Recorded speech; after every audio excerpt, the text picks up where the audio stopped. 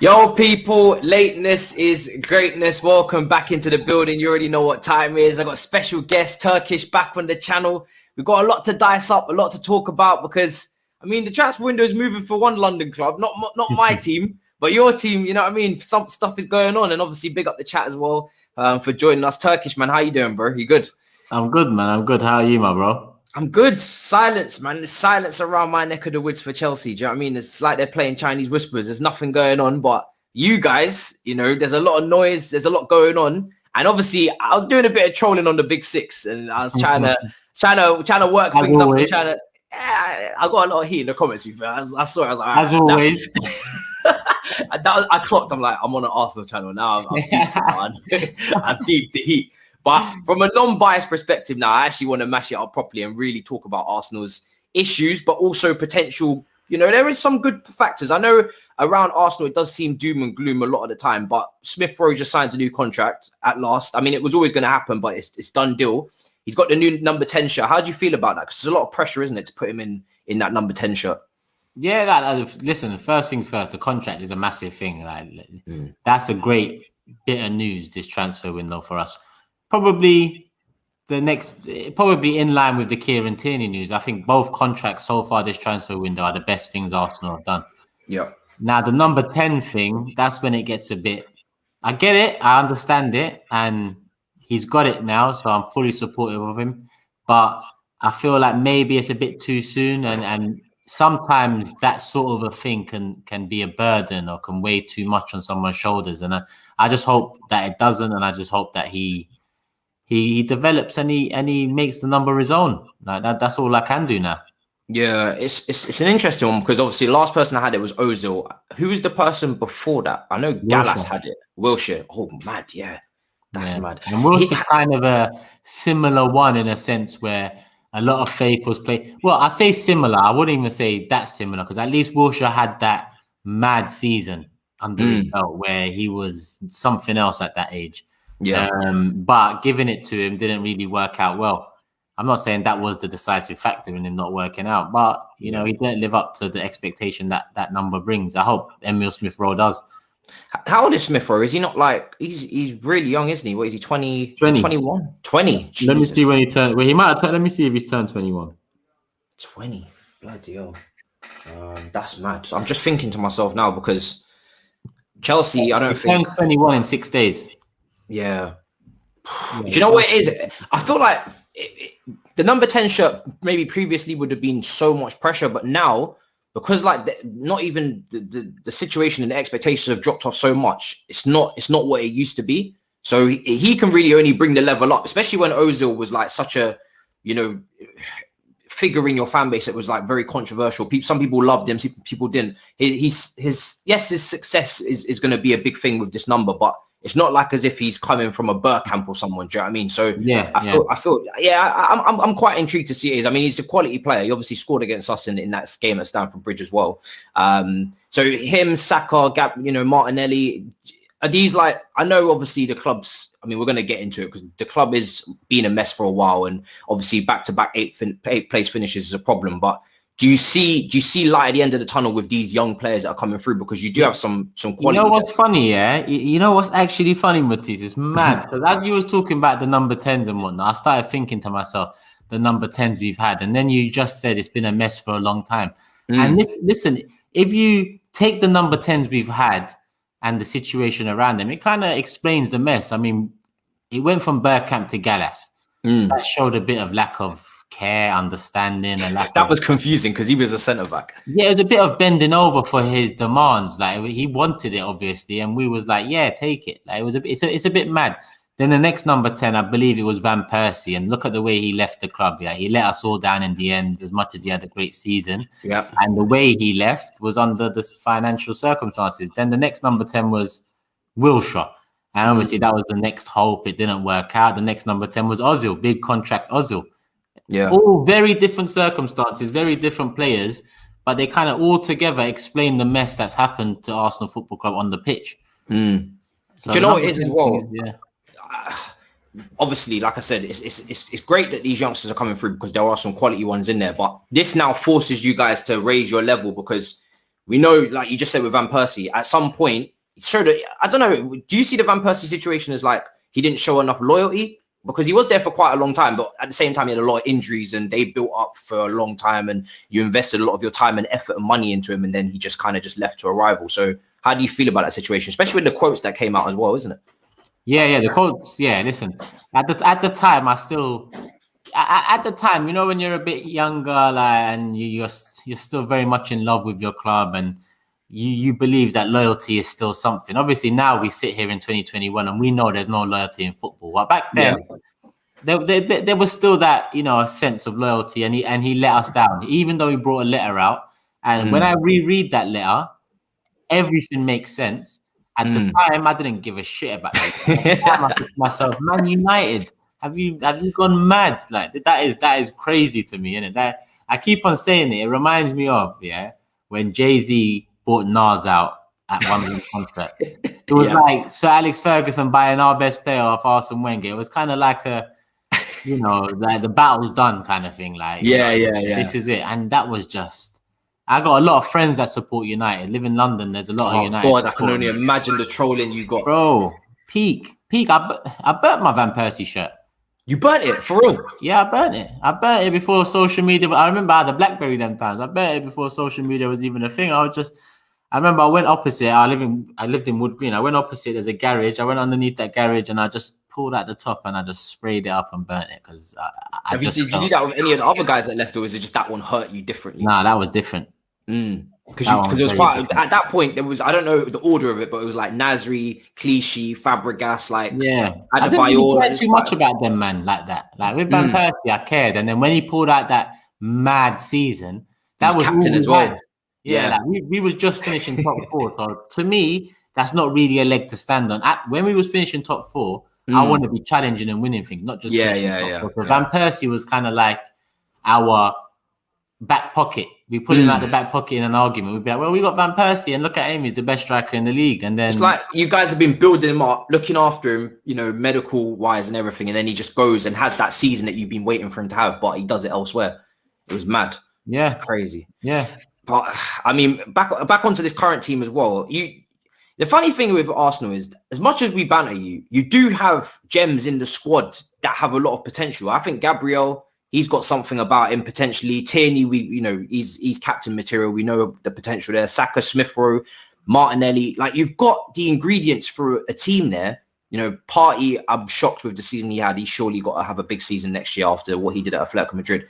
But then you've got half of the puzzle, but then the other half just stinks. Like, it's like Bellerins and Holdings, and it's just I've never seen such difference in a squad in terms of the level. It's madness to be. So that's kind of what holds you back. But do you have the confidence that Arsenal are going to finish off because we've seen the links, right? There's spoken about some of the links to some of the players. Until they actually get over the line, it's not full banter session. But do you have the confidence that Arsenal are going to finish off the job? Because they've made some decent signings over the last couple of years, despite the league position. But do you have the confidence they're going to finish off the job? Because until that right-hand side of the defence gets patched up in particular, it's an issue, isn't it? Yeah. To be honest, we're getting Ben White done. Like that's obvious. But I feel like going into the summer, we had other priorities because we all thought that William Saliba was going to come in, be the right-sided centre-back. And we were not sorted in that position, but we had a player that's coming into that position and we could watch develop and grow. Obviously, the William Saliba thing hasn't worked out. And then right centre-back becomes a priority. And then we tackle it as the main priority. That doesn't mean that the other main priorities before we needed a right centre-back are not still there. Like right-back should be a main priority and we're not linked to no one. Centre-mid should be a main priority. It shocks me that you're not linked to a right-back. Like you desperately need a right-back. It's so clear. And the issue here is that as well, you've got Nicolas Pepe who plays right wing, Saka sometimes right wing. The amount of help and the amount their game could probably kick on to the next level if you had a right back that was competent to overlap and do all those things and also defend competently as well. You never know what kind of season they could have, but you're stifling their potential by having Bellerin. No offense to him, but he's awful. Look how you started the question. Yeah, you said something about we've got a few gems now. You said Gabriel, Tierney, and then we'll mention Saka, Martinelli, Pepe. Not Pepe. Saka, Martinelli, Emil Smith Rowe. 3 years ago, we didn't have that. We didn't have any of those players. When Wenger got sacked, we didn't have any of those players we've just mentioned. So hit bits and parts. We've brought in good players, and we've, some good players have come through the academy. But because it's so slow, like you said, we've still got the Bellerins to let us down, or the Holdings to let us down, or the Xhakas to let us down, or like whoever. It's just a share of people that's let us down over the last, not just few years, but few years in particular. Yeah. It's just, when you got to overhaul and you got to do it in 2 years, like it can be done, because it can. But you have to be serious, and it's got to be done. Yeah. And contracts run out. Like, it's not like you have to sell everyone. Contracts run out in between that time. Just allow them to run out. Get some value from some of the players, and all. Like, it should just be done quicker. Right now, we're potentially going in. Was it 3 weeks? 3 weeks tomorrow, Arsenal kick off the season. Yeah. We've still got Xhaka. Okay, albeit it looks like in the next couple of days he'll be sorted. We've still got Bellerin. We've still got Holding, even though Ben White will probably replace it. We've still got a lot of players that we should be seeking to move on. Otherwise, they will let us down. They not only let us down, but they'll let the new signings down too. Yeah, as we saw with Partey maybe potentially as well. You mentioned Ben White as well, and this is where a lot of what my title is about is obviously he's overpriced for me. Like, he's a good defender, whether he's exactly what you need. Obviously, ball playing, that's cool. Potential, that's cool, but you got that in Martinez, in Gabriel, as well. So whether you need both of them in the same kind of period of growing and learning and having to reach a certain level, I don't know. But do you feel like the money that especially Maddison, Ramsdale, all these players you've been linked with, all these guys are in league, they're all, English as well. Do you feel like that English tax or in-league tax is worth it, in your opinion? Because I remember when Arsenal went at their best and you was killing the French market. And the French market's there now as well to be taken advantage of, but you seem to want to go homegrown, in league. And people always talk about maybe Premier League experience or, not having to adapt, not learning a new language, all these things. So when you weigh it up in your head, do you think it's worth to pay that premium price for these players? Or do you prefer the old Arsenal where you used to scout like the deep depths of the French market and other markets and really, find gems like that? I think it's very rarely ever proven worth it. I think there's only a few players you can say few English players you can say move for a certain amount and lived up to that or exceeded it. Yeah. More often than not, it's a bump. And it's not something that's ideal, but it's something we have to do because of them rules that came in about how many homegrown players you need in your 25-man squad and so on. Yeah. But let's be honest, it's a bump. Because even you tried it with Saliba and Guendouzi, but then now they seem to be leaving again. So I thought you was going back on that path of, but then now they're out the door. And again, two players that they were meant to have something about them or look like they had something about them as well, but they've been cast aside probably because of Arteta. It seems so. Both of them definitely seem so. To be honest, it's definitely something with the manager and them. Maybe their attitude. Maybe it's the manager. Maybe it's both of them. Who the fuck knows? But you're right. Look, this English core thing didn't work out for us that time. When Wenger was in charge, we had a period where we went from invincibles and whatnot and a strong central midfield, like a powerful midfield, technical, but had a bit about them, to a technical midfield, but they were more light. There was more tiki-taka. It was Hele, Brzezinski, Fabregas, and our football changed, and slowly but surely we softened up. And then Fabregas left, Nasri left, the young players all left, and Wenger was heartbroken. I remember them times. And then he came out with the English core, and I remember the English core was sold to us as English players are loyal, and it's the next thing. Homegrown players will come into play and all that. It didn't work out for us either. Yeah. If not, it was probably worse. Yeah. When I look at the outcome in the end. Yeah, that's true. In all honesty, when I say some English players have been worth it, that's like maybe the Sterling definitely, because when you look at his original price tag of 50 mil? Yeah. He'd go for much more now. So that one's a given. But he might be one of the few outliers, because I think Culture Cam's tweeted this, which is quite interesting. I never even knew this, but I think it's been like 10 years since we had a player of the year that was from England. I think he said something like that. Yeah. Since player of the year, like an English player of the year, it's been a while. I'm trying to think off the top of my head who it could be. And really, since the Lampards, Rooneys, Gerrards, who really from England has been killing it to a level where they're going to be played here? Maybe Kane. Yeah, but he's at a club that you don't win nothing. So Yeah, exactly. Yeah. So it's an interesting one, and then people will talk about maybe players in England being overrated, and again the English national team and all those kind of things as well. English managers not really coming through at the top level. It's quite interesting. I mean, what do you make of the signing of Ben White? Is that the only one you're maybe even optimistic about so far, or what about? No, Ben White looks done. Whether I'm optimistic about it, it doesn't matter. In terms of what you think he's going to bring, do you think he's even worth the? You know why I'm excited? Because at least we know that Holding's not going to start games now. Yeah. So it's someone fresh to give a chance to, and I respect that. And what Arteta and Edu need to understand is they've spent a lot of money on him. 50 million, in my opinion, is a lot of money. When you look at what Varane could potentially be going for, similar price, if not less. I know he's a lot older, but the experience within those years are worth it. Yeah, it doesn't make sense. But if Ben White comes in, he develops well, he keeps that spot for 5-8 years to come and whatnot, then the 50 million becomes worth it. So I'm excited to see what happens, because Gabriel and Ben White will be a brand new partnership that it's just fresh. Gabriel hasn't been tainted by no stupid defensive errors or just moments like Holding has, like Mustafi was, like other defenders, even Koscielny and Mert and so on. Fresh. So that's exciting. I want to see how that partnership comes. But again, if we just sign Ben White, I'm going to say to myself, well, do you think the 50 million that we had there was best spent on the centre-back position? I'd say no, but we'll see how the season pans out. Yeah. It's probably a mad question, but because I know your thoughts on Kroenke, but is there anything that he can do at this club to turn it around for you, or is it just done? Like if he was to, I don't know, like I'm picturing the wildest situation, because when Leicester won the title, they had no right to win it, and Arsenal are not as down bad as where Leicester were back then, in terms of they just come back from fighting relegation and they went and won the league title. Obviously, a lot went into that, but miracles can happen, and I don't think Arsenal they're not on that level, you know what I mean, where it's like a whole mad miracle, but it would be a madness if you did win.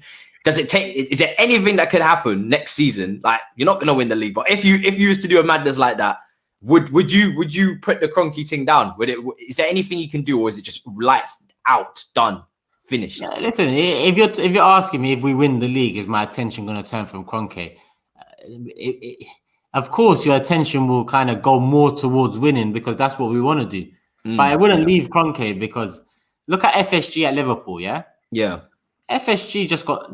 Okay, let me not say they just got lucky, but they were shrewd. Listen, it's either they got lucky or they were shrewd enough about it to do their due diligence and find out who's a good director of football, good manager, good all of this. Because they got the right people in the right positions.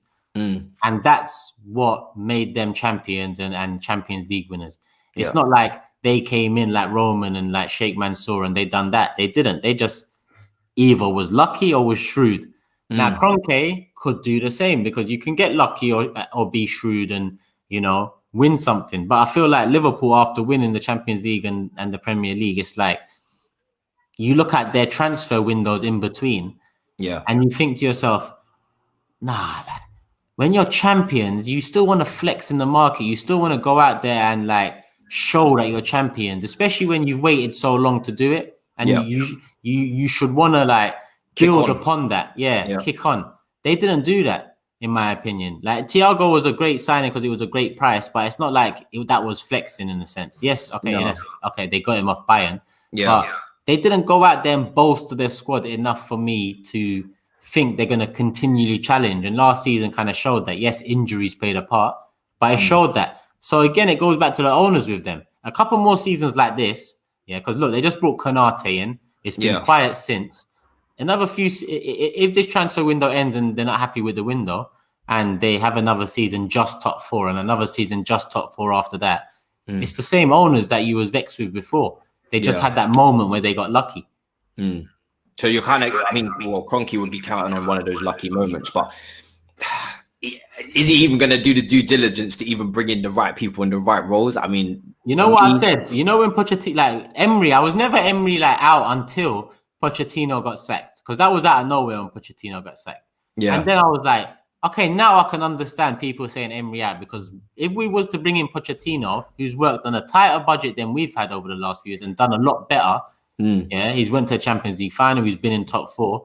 He's actually been, sided off by Tottenham without winning anything. It sounds like a bit of a love story. He comes over to the red side of London and then he wins that end, and then he forgets about the past and all that. Yeah. Maybe I lost myself in that, but that's a manager I saw a potential kind of Klopp in, where he comes in, he's shrewd about the signings, he gets what needs to be done with a budget, and we get better. Maybe not win things like Klopp did, but get better. But we missed that, and we went for Arteta. Yeah, which kind of says it all about the owner.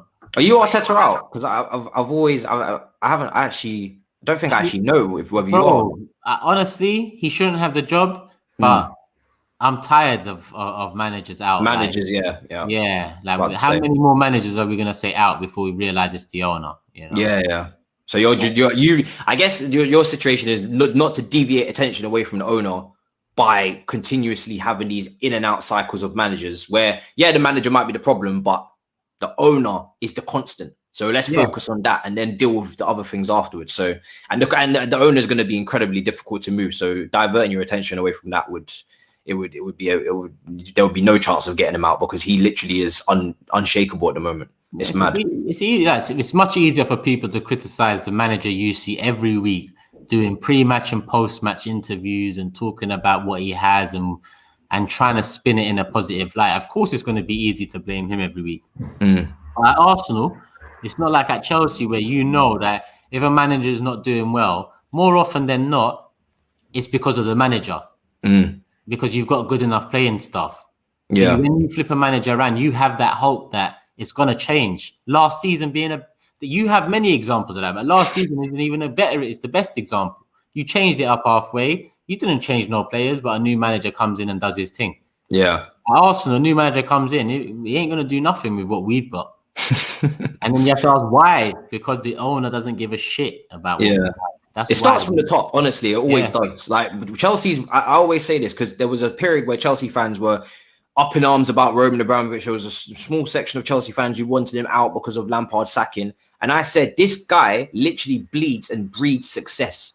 And if that starts from the top, then it's always going to filter its way down. It filters down to the first team, to the women's team, to the under 18s, under 16s, whatever. They're all very successful teams because there's just that winning mentality. And it always starts from the top. So I understand what you're saying when you're talking about Kroenke, like to build the house, like you're building it backwards. Do you know what I mean? If you're going to start chopping everything from the bottom and you're not really working on what's above, because the owner for me has just been sucking the life out of your club for a long time. It's actually everybody laughs because obviously we got the Amazon series all or nothing. You know what I mean? It's a constant banter thing, but at some point you just start to think to yourself, yeah, this is getting sad now. Seriously. It's getting a bit like, Lord, honestly. Getting. My bro, it got sad a long time ago, my bro. How old are you? 24 now, yeah. So what year was 24? 1997. Yeah. Bro. I got a shirt behind you there from the year you was born, bro. Mad, yeah. Do you get what I'm saying? The pain is mad. To be honest, haven't been feel like threatened by Arsenal, proper threatened since, like, I always say this on every time it's brought up to me, because obviously there's international breaks that go by on social media and Arsenal fans like take a poke at Drogba every now and then. I can never, and we did a stream about it actually when me, you and Joel spoke about this Drogba, and we mentioned Henry as well. Since Henry in the black gloves, that burgundy kit, all of that's the last time I was proper shook of Arsenal. And that's when I was still very young. So I was only really just getting into football and I was shook. Yeah. That's that team. That's when I was shook. And then you went to the Emirates, you still had a good team. You had your Nasris, your Wilsheres, your Rosicki's, you played beautiful football, but you're just missing something leadership-wise. I remember the Birmingham game. I think it was Ramsey that got injured and Gallas was crying. I was like, I don't know what it is with this team. The makeup of this team just doesn't sit right with me. There's something missing. Eduardo. Sorry, it was Eduardo. Yeah, God, that was an awful injury and a very good striker as well. And then, but it's still a great team, played great football, and you could have still won something with that team because it was still a great team. Adebayor, so many players. But then it just continues to just dwindle down every single year. It just gets worse and worse and worse. And now it is where it is. So, I mean, how long do you realistically, obviously as a fan, you always want to have the dream of winning things and being back at the top. But how long do you think it's going to take for you guys to get back to where you were? Are you worried about that? Listen, I think from where we are, 3 years is what it would take if you have someone that's ready to do it. So even if Kroenke clicks his fingers and says, I'm ready to focus on Arsenal now, in 3 years, I believe you can turn it around from where we are now to at least challenging for a title or challenging for major honours. 3 years. But until I see a positive transfer window, I can't say that 3 years has started. Yeah. Okay, so that's how, it starts at a transfer window. Until when I see one sick transfer window, then I'd be like, bang. 3 years starts now. Let's see what happens next one. Yeah. Mad. Sir Daddy of Super Chat says, who's Arsenal's backup goalkeeper? Good question, actually, because with these Rams... because we don't have one. Oh, damn. Is that what it is? Yeah, Matt Ryan, like obviously he was on loan, but his contract come to an end of the season. Oh, he was on loan. Okay. He's bounced. Runnelson's going to a Turkish club. Matt Macy went to Hibs, and he played against us when they beat us in pre-season last week. And is Leno definitely leaving? No. I don't know what's going on with Leno. Like towards the end of the season, Fabrizio Romano, I think it was, tweeted that Leno, Willian, and a few others were going to leave the club. Yeah. And Leno, like a couple of days after, came out in an interview and said, "Nah, like I'm not leaving." So Ramsdale links is for a backup goalkeeper, is it? Or but Leno's also got 2 years left in his contract. Okay. So as much as him saying not leaving, if he's not signing a new contract, then the club have to think about maybe the future without him, because you can't let him go to the last year. Yeah, no, you can't. No. So maybe they're thinking of a first choice, hence the price tag rumored for Ramsdale. But that move is nonsense. It can't be true, man. It can be true because it's Arsenal, but it can't be true because what kind of life is this? Like, you're going for Ramsdale at 30 mil, bro. I mean, he didn't do anything in that Premier League season just gone by to even show any potential. Martinez showed way more potential in that little stint that he had when Leno was injured, and you still didn't keep him, let alone bringing in someone that had a season like that. I mean, I don't know. I would actually say, is Martinez even doable to even bring back, even if you have to splash an extra 20 million and give them a lot of profit? But I guess he's settled now. Nice. Aston Villa got the 4th richest owners in the league, I think. Mad. Richer than the Everton ones. Because Everton had the influx of cash, didn't they? Yeah, Everton's owners are... Usmanov's balling as well. But what I read earlier is Aston Villa's was 4th in the list. Maybe it's 4th. Regardless, they're balling as well. Yeah. So I don't... it seems like Aston Villa are trying to move serious now. Maybe not. I mean, they are. If they're bidding for Smith Rowe, then... I always thought that was a very ballsy thing of them to do. I never thought that would ever go through. But just the sheer balls on them to actually attempt it showed me that they were actually... they're here. Sounds like they're going for Leon Bailey now as well, and 30 million on top of Buendia. It's obviously it looks good now, but if they sell Grealish, it all makes sense. Yeah, everything balances out immediately, doesn't it? If they don't, then it's like, okay, you're not trying to do something as well. Yeah, it'll be mad. Miz is saying here, Turkish thoughts on Danny Mills saying Ben White is better than Christensen on Talk Sports, saying Arsenal fans would prefer Ben White all day over Christensen. Fuck Danny Mills, man. Search Danny Mills, Thierry Henry, and you'll know why Danny Mills is still sour till this day. The way the man got mugged, nutmeg at the corner flag. If you see his face, it's mad. It's mad to this day. Like I'm not saying him saying Ben White's bigger than Arsenal's a nonsense. But I also know that Arsenal are not the club we once was. But the way Danny Mills put it, you can tell there's, it's either clickbait or he's sour or... Did he say bigger than Arsenal? I know he said he's better than Christensen. I don't know what else he said after that. But I think some people were saying that Ben White could get a better move, isn't it, than Arsenal as well. I can't remember who. Listen, I don't even know where Ben White came from. Like, I'll be honest. Anytime I watch Brighton, I was looking at Basuma or Lamptey because I thought, and I still think those are the positions that we was going to prioritize. Yeah, we knocked on the door and went for Ben White. Like even defensively, I kind of knew more about Dunk than anyone defensively. So Ben White's going to be fresh. It's out of the blue. We'll see, man. I mean, for me personally, Miz, on that comment, I just think sometimes pundits they speak for absolutely no reason. Like, and I just feel like they're actually just saying words at this point just to fill up the quota and fill up the time. They know they need to be a bit controversial. There's something in it in terms of needing to, you know, clickbait, get views, cause controversy, get quote tweets popping. And this is why I try not to react to any of that stuff, because we know the target, we know the aim, we know the goal. We saw it when Robbie went on there. Do you know what I mean? With AFTV, it was sparked with controversy on purpose. So yeah, for me, I try not to even pay attention, because I think them pundits actually do it on purpose. I actually don't think they're being serious when they do that kind of stuff. What was I going to mention? I mean, obviously we was segueing onto English players, and this will be a good way to segue into Arsenal's interest in Tammy Abraham. It's for 40 million again. I mean, for me personally, after us having a season where, right, he didn't play much this season, still ends up as one of our highest scorers. But again, that's not really much credit to him. First season, did very well for himself. Was our top scorer and was comfortably by that as well. Now, 40 million. I mean, for me personally, I think for what I've seen Brewster and Solanke go for, Liverpool, I'm thinking, you know, 40 million is actually not that bad. But for Arsenal, again, from an unbiased point of view, would I be splashing 40 million on him? Probably not. How do you feel about it? Because he is an Arsenal fan, so he might come over there with a special vengeance in his heart. I don't know, to prove himself. Yeah, listen, bro. You see, if we bought Basuma and we bought Lamptey or Aarons and Ben White come in and on top of Lokonga and Tavares and a backup goalkeeper comes in and whatnot. If that all happens and then we get Abraham on top of it, it's like, all right, cool. Like Lacazette's in the last 11 months, Eddie Nketiah's in the last 11 months. I get it. You know, he might not be the future first choice striker, but when we replace Oba, whose contract comes up in the next couple of years, we buy our first choice then, and Tammy becomes an option off the bench. He supports the club. He's been in the league. He scores goals. Then I can understand it. I can't understand it right now. Because right now, there's no way we should be going for no Tammy Abraham at this current stage. I didn't even think you guys even needed a striker, because Aubameyang's not leaving.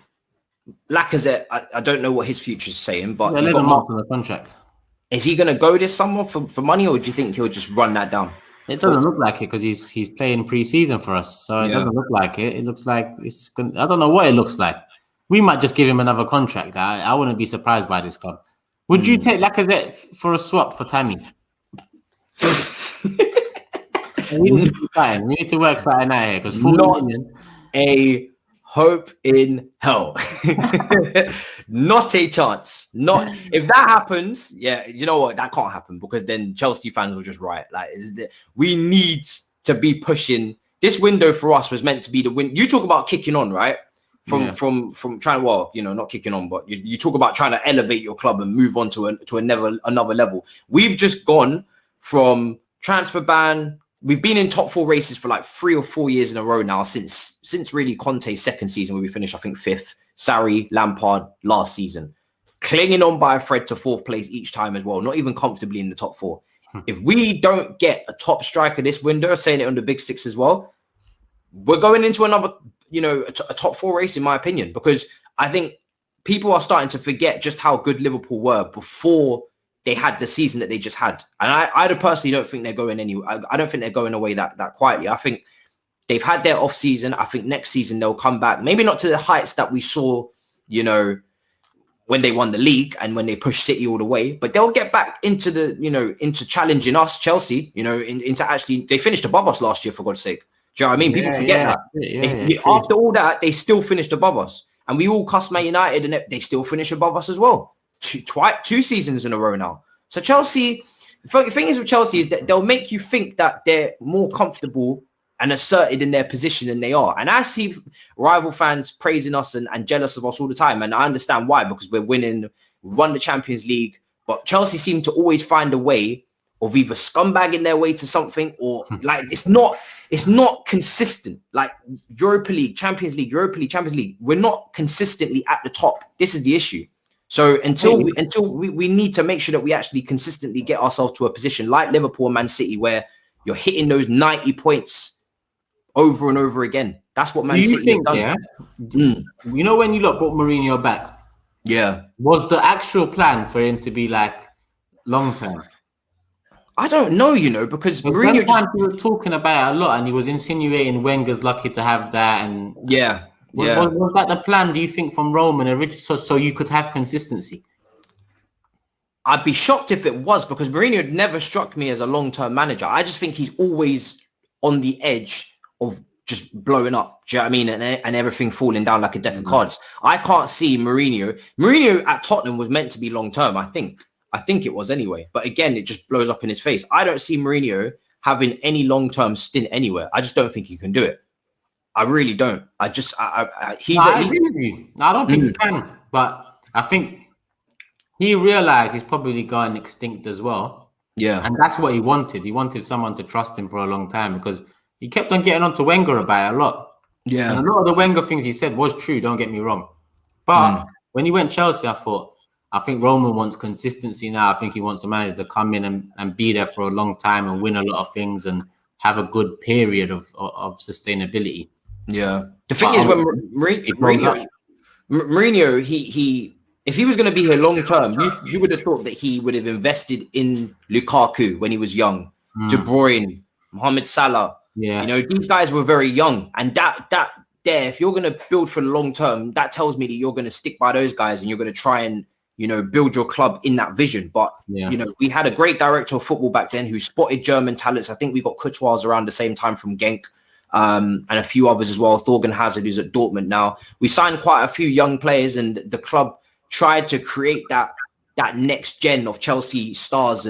But again, Mourinho he wanted what he wanted, and he got, he did get the title in the end, but he sacrificed a bit of longevity with some instant impact players that were ready for the here and now. And we went and got Diego Costa, and we got Fabregas, and we got Felipe Luis, and we got ready-made players that were going to do it now. And I feel like Mourinho will always revert back to that, because he wants to win now. He doesn't have time for this long-term thing. So it's Chelsea, I think this is Chelsea's best chance of having long-term sustained success with this manager, because he's not controversial in the media like Conte and Mourinho is. He wants to use young players. I know some young players have left, and we've all been kicking up about that, but we have actually kept a few like Sterling, Broja, and a couple others as well. Look like they're going to stay, maybe be part of the first team next season. And he's kept with the likes of Mount and James and players like that. So, and he's won something now as well. He's proved himself. So he's got everything that you would think credentials wise to stay long term. I mean, how long do you think it's going to last from an outsider's point of view? Because I can hope and pray as much as I want, but we all know how it ends. No, because that is true. But I don't know. You're right. In terms of like the profile of manager, he doesn't have that, that kind of character that the media can really scrutinize and get onto. He probably stands one of the best chances for you to have a manager for the next 4 or 5 years. Yeah. But I think Chelsea fans, because your success has been so great in recent times, your breaking point is also not that far off top 4 in a sense. Whereas if you start any season in the next 2 years, 3 years, and in the first, but by November you're 6th or 7th, that manager will be up for debate. Yeah, the pressure will start kind of getting to boiling point. Yeah, even though sometimes a manager can turn it around from those positions, and if you want consistency, sometimes you've got to ride those waves. Yeah. I haven't seen Chelsea fans show that yet. Ride a wave. Yeah. It's an interesting. I know Arsenal fans can, because we ride every fucking wave we get. We just ride waves all over the gap. So I know Arsenal fans can ride a rough wave, trust me. But you're Chelsea fans, I don't know. This question from Rebel says, I have a question for Turkish. Would Arsenal ever be at the top level again? Because financial power like Chelsea, Man City, Man United, how can Arsenal compete with those teams? Can Arsenal? I don't know if Arsenal can ever fall into that territory of a Leeds or a Nottingham Forest. I think that would be a stretch, isn't it? But yeah, do you think there's a danger of you just becoming a mid-table team for a while? There is, because we've been a mid-table team for 2 years now. So it depends what you say for a while is. Yeah. Because with these owners, I don't really see things in. Listen, even if these owners show some improvement, there's teams around us showing more improvement. Yeah. So it's not going to matter in the end of the day, So I feel like there is a big risk we can be mid-table, but I agree with you. I don't think there's going to be no Leeds or Nottingham Forest story or anything like that about it. I just feel like if worst comes to worst, we'll be mid-table for a little while and then he'll sell up and then we'll have some renewed hope. But it all depends on who comes in next. For me, this is the thing with Arsenal, is that there's so much inexperience, and it does remind me of Chelsea with Lampard, is that the manager's inexperience, and you've got quite a young, well, the best players in your squad are quite young. There's a lack of know-how, and when the going gets tough, or when there's big crunch moments and big tactical moments that need to happen in a match, whether it's maturity on the pitch to get yourself through a game, or the manager needs to make those finer detail changes. It's just a very young group in general, and Ben White would add to that, another young player. Do you know what I mean? It's quite difficult for me to see how. Yes, we've seen Ajax do it, but their league is not as competitive. I'm talking about, usually there's someone with a bit of experience to lead. And I don't see that at Arsenal. That's where the problem lies for me. I don't see any leaders. Apart from Tierney, at some point, he's got to have the armband. But I guess that's just too much drama, isn't it? Taking it off Aubameyang and giving it to Tierney. Yeah, I think it is right now. I think, how are you going to do it without causing a fuss? Unless Oba was to come out and say, listen, I feel like Tierney is the captain of the side and he deserves the armband. And that would be the only way, I think. Yeah, it would be a big move. Like, that would be mad. I don't think I've ever seen anybody do that in a big team. Crazy. I mean, how many teams you seen like ours? Oh God. I mean, I'll move on to another English player, obviously, that's been linked with us this time is Declan Rice. Now, he's been rejecting contract after contract from West Ham. I spoke to you about it just before we started, in terms of the 100 million asking price, which a lot of Chelsea fans laughed at, and I laughed at because it was never going to happen. And we kept saying there's no way in hell's earth that any club is going to pay £100 million for a holding midfielder unless they're Joshua Kimmich. Do you know what I mean? It's just not going to happen. Now suddenly, with Rice apparently wanting those bids, any bids that come in to be notified, he keeps rejecting contracts. Apparently now the fee has come down to 60, which is, again, that's more realistic. That's something that I can see getting done. 50 with add-ons, 55 million with add-ons, whatever. That's more in the ballpark that I think Chelsea were willing to start negotiating with. Similar happened with Chilwell at Leicester. They wanted 80 million. Suddenly they don't want 80 million anymore. People and clubs always put their prices at stupid levels, and it's never comes to fruition. But I mean, from what you saw, because it's good to get outside perspective, because the Chelsea fan base are very, very torn on Declan Rice in terms of whether we should bring him in. What do you think from what you've seen this season? Because obviously England as well, that maybe changed people's perspective on him, but it was only 7 games or so. There's very few English players I'd take. And we talked about earlier, and taking English players is a must now. Like, you have to have English players in your squad, hence you have to have English players in your starting 11. And Rice is one of them. Rice is one of the ones I'd actually take.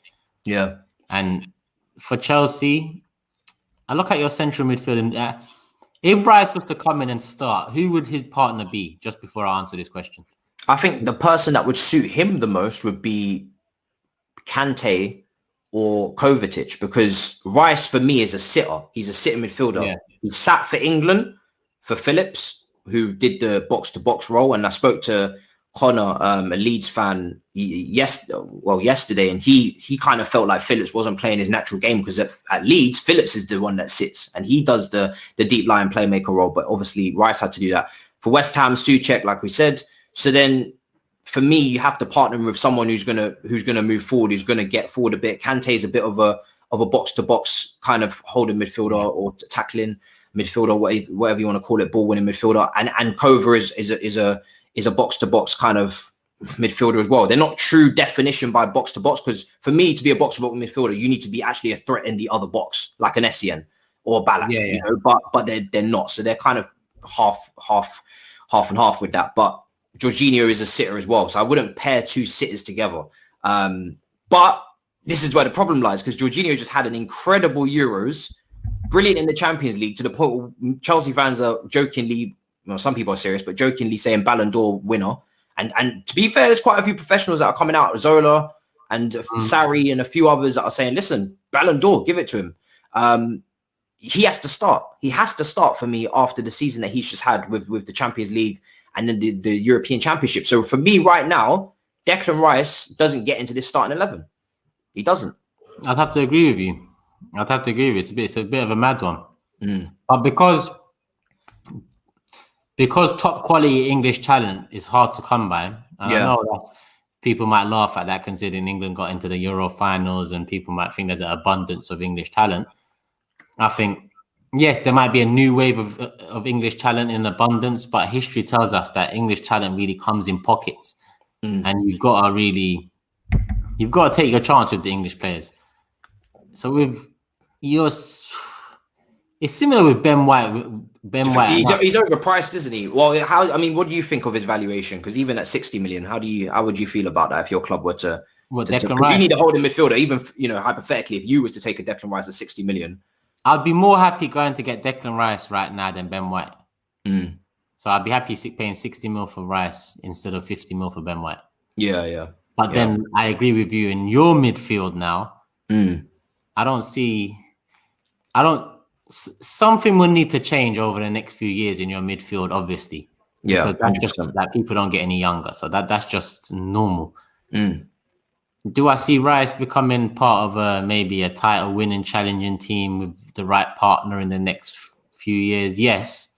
So maybe then you look at it like that and say, you lot have been a shrewd business over the years as well. And even with player sales as well, you've done well in the market. Sales has been good, yeah. I think when it comes to incomings, we've been very hit and miss because obviously we had Kepa not so long ago.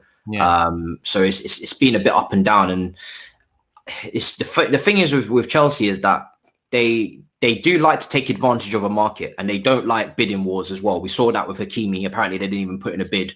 PSG ended up coming in and swooping in. But last summer, obviously we took advantage with the fact that there was no clubs in Europe that really had any money. So we just swooped up and took everyone, Kai, Havertz, Werner to Liverpool never happened. So we got in there and took that as well. But with Rice, we know he wants to join Chelsea. So that's why it smells of a Chelsea move because we know no one's going to come in and stop us from taking that kind of deal. But at the same time, the way that you've laid it out there, and a lot of Chelsea fans will lay it out, is that got 3 top quality midfielders. You need a 4th because depth, and you need to have options to rotate. But you have to spend 60 million on a rotational midfielder. Obviously, the future, that's a different situation. He's 22 years old. Jorginho, Kante, like you said, they're not getting any younger. But right now, to spend that money on someone that's not even necessarily, well, for me, he doesn't start in this team. It is a madness a little bit. It is mad. Maybe. Do you see yourself selling one of the midfield 3 you have next season? I think the only one that's in danger is Kovacic, but even he, for me, I feel like he's very underrated sometimes, and he can be a bit disrespected because he's a very, very good player. The only issue with him is that he's not a DM and he's not an attacking midfielder. So he kind of falls into this hybrid situation where he's got some really important top quality assets like carrying the ball, dribbling out of the press. But then when it comes to those killer moments in either box, he doesn't quite have it. Like he's not one of the best tacklers in the world. He can get involved and get stuck in, but he's not Kante. And then going forward, like even from a passing perspective, to find the killer pass, he doesn't give you that often enough, and he's not going to be able to shoot as well. So he's the one that could be maybe in danger in a few, maybe next summer or the summer after, if a Gilmore has a great loan at Norwich or something. But it's difficult. It's very difficult because they are all top class midfielders, and we've seen that in the Champions League. So I'm not really too sure, to be honest. It's an interesting one. I agree with some of the chat where they like the first partnership I had in mind was Rice Kante. I don't know. There's just something about that partnership that just tells me it'll work. Even as Kante gets a bit older, I think there's just something about it that I can see like freshening up Chelsea's midfield in the next few years. Well, how long's he got left on his contract, Rice? I think he's still got 3 years left or 4. A long time then, because someone's got running down, so that's a bit mad. Running down, it'll be there for a while. It would be a while. The only thing that is with Rice, and then we saw it with England, is that in a possession-based team, he's still got a lot to learn. And just no surprise, because West Ham, I think, averaged something maybe 40-something% possession last season, with 42 or something like that. I read 43% possession. So he's not used to playing in teams that dominate possession, but Chelsea are one of those teams. So that includes receiving the ball under pressure, in a press, when you're playing out from the back. And we know Chelsea do that a lot. The games against Real Madrid showed that. And at the top level, when you're getting pressed, you need to be able to get yourself out of that. And if you do get out of that, you start amazing, incredible attacks. And if you don't, you can see goals. And then even when you got time and space, You know, you got to be able to thread the ball through the lines. You got to show for the ball and take it off your defenders and all that kind of stuff. So he's got a lot to learn in that respect. So he's not even the finished article at that price, but it's the potential that you're buying. Similar with Chilwell, he came off a pretty underwhelming season at Leicester when we bought him, and I was very skeptical because he just did not have a good season at all. But then he's come in and he's improved himself as well. I have to ask, because we speak about English players and in-league moves and this extra tax that gets added on, especially with English players because of, you know, they're English. And we spoke about it with all these different examples, and we'll get to Maddison in a minute as well, was the final guy. But with the intangibles, like maybe, I don't know, leadership, and people say caring for the club, you know, and loving and understanding the ethos of the club. Do you rate these traits as highly as other people? Or because we've seen players come from abroad and not get the club. Who cares? Because they just won us a title. You know what I mean? So how do you quantify all that kind of stuff? What do you mean? Like someone saying like an English player coming in, like he knows the club more and knows what it's about? Yeah, like how highly do you rate those personality traits of like maybe not leadership, so to speak, because that can come from any, but understanding the league already and maybe getting the club if they're a fan of the club. Does, like, even being a player that's an Arsenal fan coming into the club, does that have any bearing with you? Obviously, they have to have a baseline quality as well. I think you need that, yeah. You don't need it in abundance, but I think you need that in the dressing room especially. You need it a bit on the pitch too. I think you need a bit of that. It might not necessarily be, because I look at Arsenal side, and when Vieira and Henry and Anelka and people like this come in, you know, you'd have a Tony Adams there, and you'd have the famous back four, and you'd have like English core players that, you know, they knew what Arsenal was about, and they projected that to the new players coming in.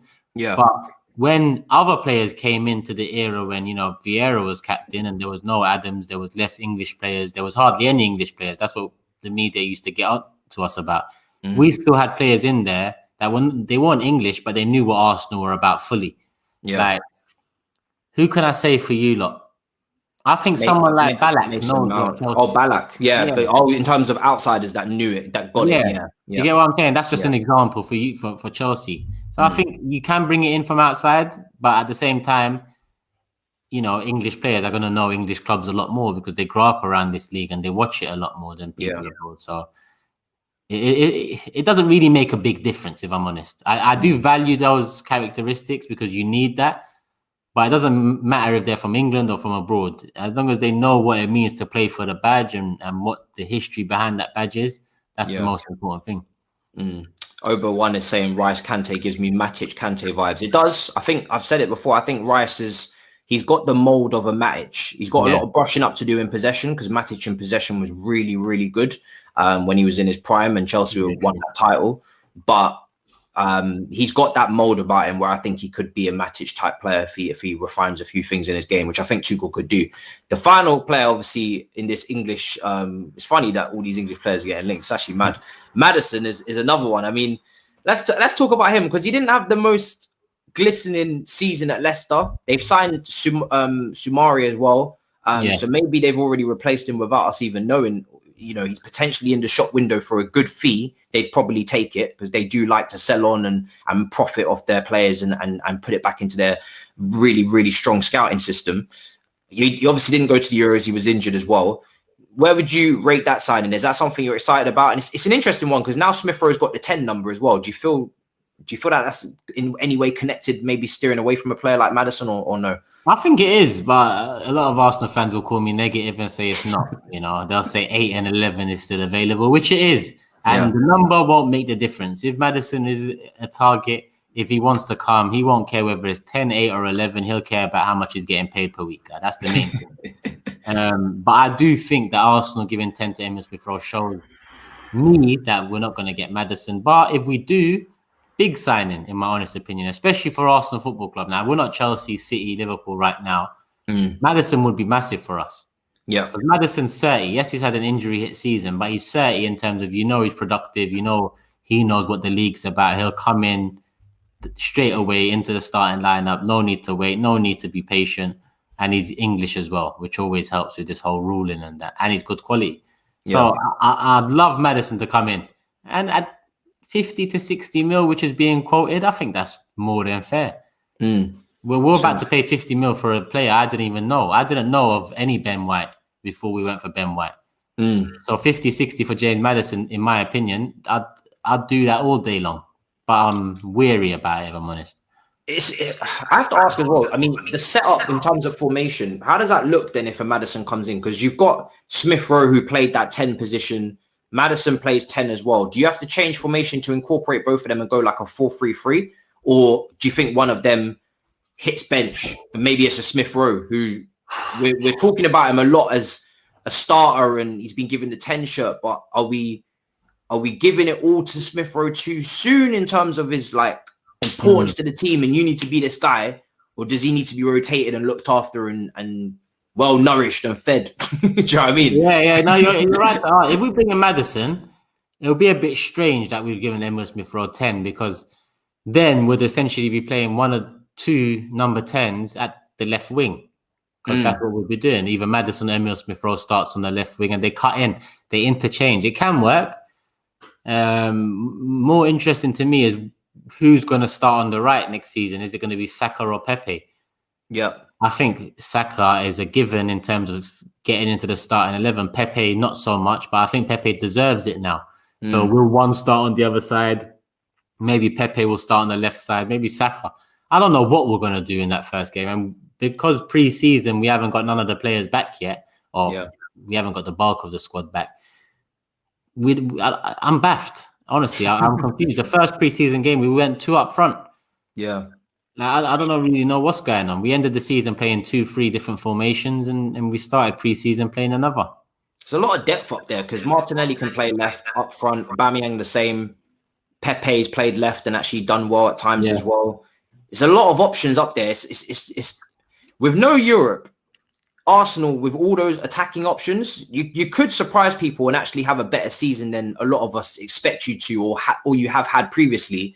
But for me, it all comes down to the manager now because it's all good having that time. I know as a Chelsea fan, having that time can be incredible. You know, we had Conte, and people forget this, when we changed the landscape of the league by going to a back three. The reason why we were able to do that is because we had no Champions League football and no European football, full stop. We didn't have Europa League either. I think that was the season we finished 10th the year before. And we just had all week to prepare for our games. So our players were fully fit. Our players were looked after all week and they were ready to go. They had no midweek game. The teams we were coming up against sometimes had midweek games. So we had the upper hand there. Tactically, we had time to work on the training pitch. You know, you get a whole extra 2 days of training where you wouldn't get that before because you'd be traveling and you'd be preparing for another game and recovery and all these things. We didn't have that. So, yes, we had an incredible season. We changed the whole landscape with the formation, which is something that you guys could do if you had a top manager. But that's where the question mark comes with Arteta. It's all good having the training. If you don't utilize it with, you know, the guy who knows exactly what he's doing, it's wasted time. I remember we did the Big Six show just before Lampard was sacked and everybody was getting on my case. Toby and Grizz. No, not Grizz. It was Toby and Saeed. They were pressuring me. They were like, yo, when are you Lampard out? Oh, yeah. Do you remember? Yeah. And my answer always was, first of all, I'm never going to be Lampard out because I just don't like that thing. I think it started with Arsenal, really, like with Wenger out. That was when it was like a big fashionable thing. But for me personally, because he's a club legend, I'm never going to walk around like Lampard out. But if I want him to go, I'll be like, if you could leave respectfully, please, thank you. That would be great. Do you know what I mean? To put it delicately, put it nicely.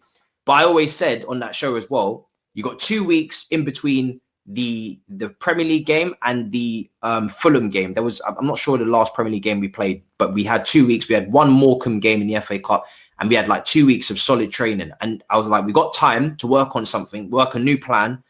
And we played with Fulham and we beat them 1-0. We were tragic, and then we lost to Leicester, and that was it. So, you know, when you get all that time as a manager to train, and it doesn't happen often, because even as you said, at pre-season, players are back, but they're not really back. Same with us. We just got dead wood training right now. Tuchel's out here, you know, he's got all of his ideas, but he's got Zappacosta in front of him and drink water. It doesn't really matter. Do you know what I mean? It's true, yeah. It's true. You can have all the ideas. If you ain't got the fucking players, there's nothing you can really do. It's a problem. So whether do you trust that with the season that you've got? I mean, you've got a big advantage. No European, even Tottenham have got something. You know, they're going to God knows where in their endeavours this season. I can't wait to see that. Do you think there's any hope that you could take advantage of that schedule and actually utilise it if you was to make the realistic signing, say a Ben White, a Maddison, goalkeeper does need to come in, but let's just say Leno's number one, and a right back comes in. Let's say realistically, maybe an Aarons or someone, or Lamptey. If you was to make those signings, are you confident that Arsenal could? What do you think the maximum ceiling of what you could do if you got those guys in? Top six. Yeah. Because if I ask you, Matisse, Chelsea. If I ask you where Chelsea are going to finish, you're going to say top 4 minimum, right? Yeah, 100%. Okay. If I ask you Liverpool, where do you think they'll finish? Top 4. City. Has to, yeah. I mean, they're probably going to win it if no one sorts themselves out transfer wise. That's 330. And United, if they get Varane, you got to give them top 4. Yeah, I mean, they're very good at that. To be fair to them. And if there's one team that drops out of that top 4, if there's one team that you think could take advantage of that, as we sit here right now, who do you think that team would be? I think Leicester might drop off a little bit this year. Because they got Europa League football, and I don't know how deep their squad goes. I know they brought in Samari, but if they lose Maddison, which is the hypothetical we're running with, I don't know how far their depth goes. I know there's a few Leicester fans in there, so I'm going to get cussed off now. But and people underrate Leicester for fun, so I'm probably doing that right now. But I've still got to put Leicester above Arsenal in terms of breaking in, because Arsenal, because the manager Rodgers is a great manager. Yeah, hence why I think that whatever we do, it's going to be very difficult to break into top 4 this season. So top 6 is probably the expectation if we have a window, like you said, where we plug in a few of the gaps. Yeah, I think it's not an achievement, but to get back ahead of Tottenham now, it's got to be done, man. Step 1, isn't it? Step 1. Yeah, you know what I mean? Walk before you can run. You've got to get ahead of them. Big. It's ridiculous. I mean, I expected Kane to go. I don't even know if he's still going or what. If he leaves, that slashes their club in half, to be honest. That really does. So winter's here for Toby if he leaves, man. That's the winter I was talking about, trust me. Honestly. So yeah, someone said don't sleep on Tottenham with Nuno. It depends on their transfer window, because Kane does want to leave. So I think he's a massive contributor to their goals and their success. He's massive. What Hazard was for Chelsea before he left. So if he does go, then I can't pretend to have any sort of expectations for them. But yeah, I mean, finally, I tried to end it on a good note with Arsenal. It's not easy though. Not easy, mate. Trust me. It's not easy. To do that all the time. And I don't want to fake it as well, but because I could think of something, but it's difficult right now. I feel like I already hit it home with the young players at the start, and now I've lost all my material. It's a tough gig, man. I'm telling you. Positive about Arsenal is a tough gig. Yeah, it is. I mean, I want to end on the protest, because that was a big thing, and you're one of the guys that spearhead that. Like, you're very clearly Kroenke out, and you've never wavered from that. Do you know what I mean? And I know you're passionate about that. Do you worry that the fan base at times? I mean, how do you feel in terms, because you had protests, and you and Man United had great protests, but I spoke to Man United guys about this as well. Where are they gone? Where are the protests? Are they coming back? What's going on? Do you feel like the fan bases of both clubs look a bit flippant right now? Because Man City and Chelsea fans are just looking at you like, what's going on? Do you still want them out? What's going on here? I'm confused, because you had a big smoke and it was great. You know, the visuals, the posters, you guys had some proper battle war photos going up. And I'm like, this is incredible. But now, like, just as these owners predict all the time when they sit in their boardrooms, the momentum always drops off. And it's like playing a Call of Duty and you're shooting someone, and then just before they're about to lock off, you stop shooting, and then they get their health back. They get their health back. So what's going on? Bro, I don't know anymore, man. You see, in Men in Black, you see that little thing they have when they just, look into this and they just press the button. And it's like that happens to the fans every season. Yeah. It's like that happens every season. It's like, yes, season's over. Look into this light, please. Back. There we go. And then they're all there playing face. And it's like, this summer, we're going to go for top talent. We're going to re-sign our best players, and we're going to have a great season next season. Make sure you get behind the lads and put down any negativity you see online. And everyone just wakes up and like, where's Turkish at? Because he's negative. Let's get on to him. And I've seen that. I've seen you battling people on Twitter, and they're calling you negative. And it's so funny to watch, because when Arsenal are 8th and the protests are about to happen, they're like, "Yeah, Turkish, keep it up, man. I love this. We've been riding out for you. This is what we needed." And then now, new season, new kit drops. Everything's looking good. Couple signings. everybody's like, nah, fresh start, man, stop. Everyone's telling me I'm negative again. Everyone's telling me to rein it in and keep it shut and all of that shit. And I'm just like, I'll see you next Tuesday, mate, because next summer we're going to be here saying the same fucking thing. You're going to be telling me to wait yet again. And the only thing that's going to change is I'm a year older, you're a year older, and we're a year closer to our graves without seeing Arsenal come back to any sort of fucking challenge. Yeah. You know, that's why I don't go on Twitter much, bro. You know, I don't know how you do it, but I tweet and I'm bounced. Like yesterday, I just got caught up in a bit of it for like an hour. But it never rattles me. I just have fun with it all. And then I bounce for a few weeks. And then I come back, I tweet again. And all of a sudden, I got 20K. And I'm meant to big up people and say, yeah, thank you for 20K. But in all honesty, I just want Kroenke out, bro. I don't care about no 20K. That's all I ask for. Get Kroenke out of this club. It feels very repetitive. And it's funny because it's the same cycle over and over, like you said. Around April, May, when everybody starts dropping out of competitions, like, oh, damn, we really have fallen. And then they wake up and, again, you do your thing. And then the new kit drops, the new signings drop in. Sancho of Man United is a classic example. And you go again, and everybody kind of just stops and they move on. But it's just a constant cycle. And this is why I guess you can never build up any momentum to actually have serious change, because there is no consistency with the points that are being made. Yeah, the points are there. But the board are looking at it like, well, you said you want us out, but now you're all right. You don't seem to have a problem right now. So, yeah, their tactics work, man. The club employ tactics and PR exercises to manipulate fans. I'll give you like example. Today, someone messaged me on Twitter that follows me, and he said, "Sorry, Turkish, but I had to buy Emil Smith Rowe 10 and the new shirt today." See what Arsenal are clever, They know that. I've just deeped it. This is what they've done. Because they know that the fans love Smith Rowe. He's an academy boy, Croydon, De Bruyne. They're like, yo, let's give him the number 10 shirt. And all them brothers that said, we're not buying the shirt, that. Yeah, you're going to have to get it now, bro. Because that 10 looks, I'm not going to lie, 10 looks nice on him still. 10 looks nice in general. But you see what I'm saying about this club? They mess around.